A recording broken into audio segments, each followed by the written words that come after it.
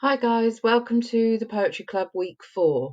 This week we're going to be looking at animal poems. So we're going to have a look at a few animal poems just to give you some ideas and talk about different types of poems that you could create yourselves.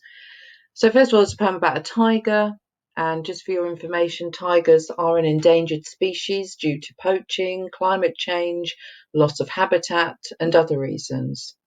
So in 2019, this poet wrote a very short poem about tigers. So Tiger, Tuesday, 30th of July 2019. Heartening news for Indian lovers. Tiger population showed an increase by threefold. Rejoice and cheers world over. So poems can be really short and the message is undeniable. It's a happy poem. It's a poem celebrating the fact that conservation of tigers is starting to work. The next poem we're going to look at is The Eagle, a very famous poem by a Victorian poet called Alfred Tennyson. This was written in 1851 and it's about an eagle. So the eagle, he clasps the crag with crooked hands. Close to the sun in lonely lands, ringed with the azure world, he stands. The wrinkled sea beneath him crawls.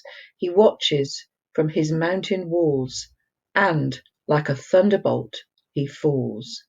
So this is about an eagle up high on a cliff, looking over the sea, and the eagle's waiting there to see if he can catch a fish or something.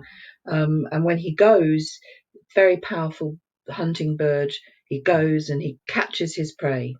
So not particularly long poem again, but quite a powerful poem, and it shows the power and the strength of the eagle. And then we've got a poem by Grace Nichols, who a much more modern poet, and it's about the green iguana. So there are some fun facts there for you to read about the green iguana. It's hard to say. So iguana memory. Saw an iguana once when I was very small in our Backdon backyard. Came rustling across my path, green like moving new leaf sunlight. Big like big lizard with more legs than a centipede. So it seemed to me, and it must have stopped for a while, eyes meeting mine, iguana and child locked in a brief split moment happening before it went hurrying for the green of its life. So another type of poem, much more modern, doesn't rhyme. Poems do not have to rhyme. Very much picking up little images based on a memory. So another type of poem about an animal. Now we're going to have a look at a poem taken from the book Alice in Wonderland by Lewis Carroll about crocodile. Much more sort of fun and upbeat, and again quite short.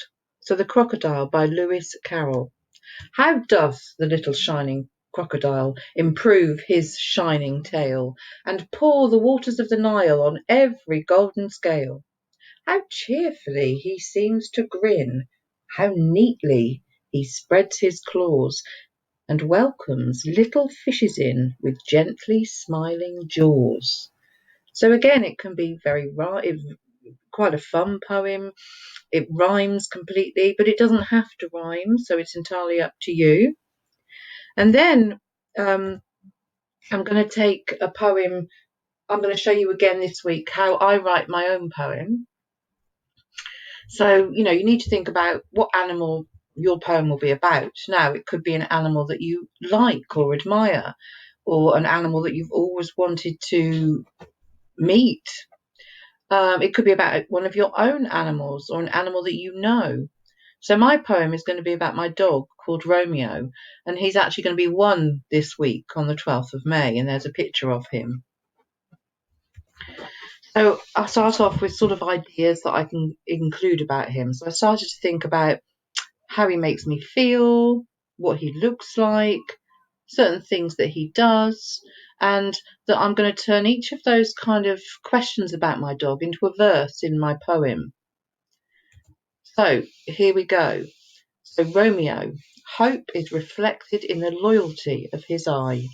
He will lick my tears dry, and he will lie solid by my side. His warmth gives comfort always. He is my shadow and my friend. The softness of his fur and the generosity of his spirit echoes. If he's not there, it is empty. No joviality of damp nose, no unconditional obedience. He runs along the hedgerows, leaping and grinning, ears streaming. He sprints. Throw the ball, bring it back, stay with me. So that's how I put my sort of 3 ideas into a short poem. And now, finally, it is your turn. So Miss Stoll and I really do look forward to having a look at your animal poems this week. So good luck, and can't wait to read them.